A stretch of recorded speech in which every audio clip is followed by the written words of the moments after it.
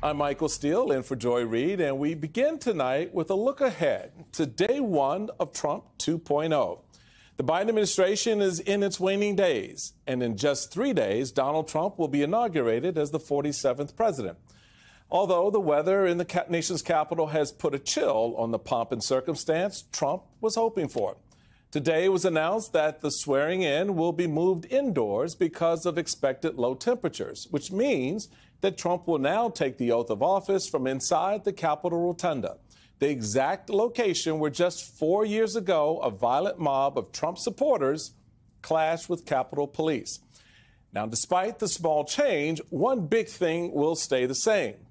At the stroke of noon Monday, the administration of Joe Biden and Kamala Harris will end, and the era of Donald Trump, 2.0, will begin. On the campaign trail, Trump made a lot of promises about what he'll do on day one. On day one, I will launch the largest deportation program in American history. When I win, I will immediately bring prices down starting on day one. You've promised to end birthright citizenship on day one. Is that still your plan? Yeah, absolutely. He says, you're not going to be a dictator, are you? I said, no, other than day one. We're closing the border, and we're drilling. Living for day one. But the one area he's made clear he plans to make good on his promises is his immigration crackdown. His team has prepared a flood of executive orders starting day one, aimed at launching the process of resurrecting policies from his first term and shredding Biden administration immigration policy. Many of the executive orders will address his day one MAGA promises from his presidential campaign, including closing the southern border, terminating all Biden border policies, reinstating the travel ban from his first term, beginning a mass deportation program, and ending birthright citizenship. Now, to that end, folks, today, Trump's choice for Homeland Security Secretary, South Dakota Governor Kristi Noem, faced senators for her confirmation hearing. But one thing she wasn't very clear on is who will be calling the shots on border security. Noem, or Trump's so-called border czar, Tom Homan, who Trump has said will be in charge of the border. And as promised, deportations will begin, you guessed it, on day one. Tom and I work very well together and talk and communicate all the time, and we'll be working together on a daily basis when we're in our positions under the new administration. And I would say there's no authorities being planned to be taken away from the department or myself if I'm in the role, and we'll continue to oversee signals. You can understand how people in my home state, maybe around the country, when they hear Mr. Homan saying, I'm making the decisions, when they hear President-elect Trump say he's in charge of our border. Joining me now is Melissa Murray, NYU law professor, MSNBC legal analyst, and co-host of the Strict Scrutiny podcast. Tara Setmayer, former Republican communications director and co-founder and CEO of the Seneca Project. And Maria Hinojosa, Pulitzer Prize winning journalist and founder of Futuro Media. Welcome, all three ladies. Melissa, day one, it's going to be a hell of a day. How do you see this unfolding as all of the pomp and circumstances occurring in the Capitol? Down at the White House, those executive orders, particularly around immigration, are going to be set up and ready for the president, the new president, to sign. What does that say in terms of the priority for this administration? And what should the American people expect from this day one explosion of executive orders?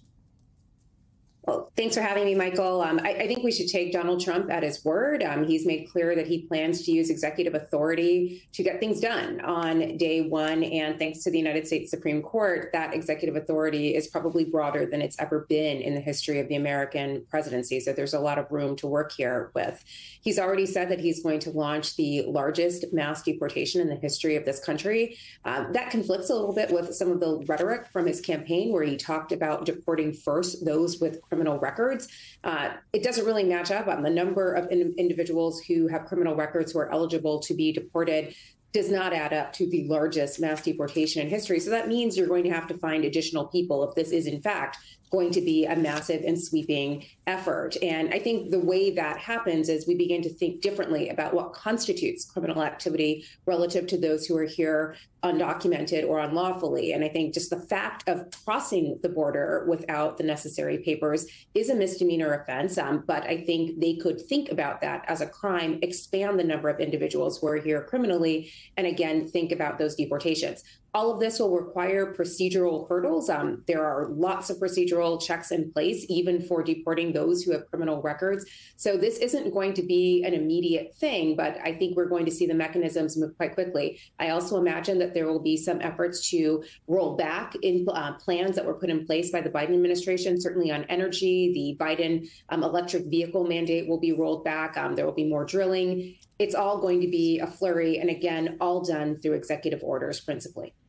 You know, Tara, it's the shock and awe of it all. You know, it is the blatant pushing out of a lot of information, sort of setting the stage narratively, if nothing else. You've got this incredible list of some of Trump's day one MAGA promises, ending the war in Ukraine, pardon Jan 6 defendants, drill, cancel the electric vehicle mandate, implement 25% tariffs on Mexico and Canada, and then we grab Canada and make it the 51st state, bring down the grocery prices, which Trump has now admitted, I don't know if I can do that, close the border, end Biden-era border policies, reinstate travel ban, end DEI policies, ban transgender women from women's sports, in gender-affirming care practices. Day one. What's your assessment of day one as we get ready for Monday?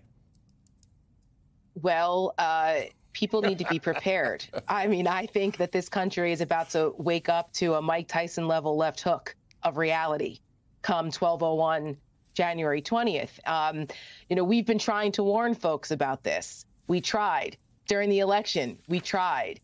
I think that there was a certain failure of being able to communicate this in a way that made people understand what was at stake for them, why it mattered. I think it's become increasingly more clear that this election was really not about the price of eggs, because a lot of these things that Donald Trump in that list right there, was there anything that was going to help the economic situation for Americans in any of those things that was listed, the day one priorities? No, not one, because this wasn't about the price of eggs. And for us at the Seneca Project, we just put out an ad today called Get Ready, because people need to get ready in this country. There are tens of millions of folks who did not vote for this, who are looking for leadership, who are looking for what to do, how to galvanize, how to organize, because we have to fight back. Every single one of us plays a role here. Bobby Kennedy said that tiny ripples of hope can create a current that can take down mountains of oppression.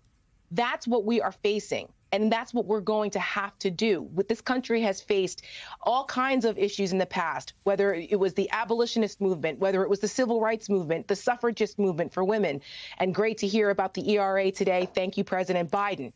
But all of those movements didn't happen overnight, and they were all incredibly challenging. And it took the righteous anger of the American people to fight back against the government in ways that was oppressing basic civil rights in this country across the board. So we're about to head into an era in this country that we have not seen before, because the institutions aren't going to save us. The Supreme Court's not going to save us. No one's going to save us but us. And that is something I think the American people are going to find out very quickly, that Donald Trump doesn't give a damn about them or the Constitution or the rule of law. He cares about himself. He cares about enriching further himself and his billionaire cronies. And that is not going to do anything to help any normal, regular, everyday folks who voted for him thinking the price of eggs were going to come down. Yeah, good luck. Let's see how all those things impact that. It's not going to. They're going to have a wake-up call. Maria, both Melissa and Tara really speak to, at the core, what Joe Biden himself sort of leveled up in his farewell address to the nation. Let's take a listen to his interview with Lawrence O'Donnell regarding his concerns about our democracy. I really am concerned about how fragile democracy is. I guess what I'm worried about is that the thing that keeps it on track are the guardrails. There's a Supreme Court that's independent, but accountable.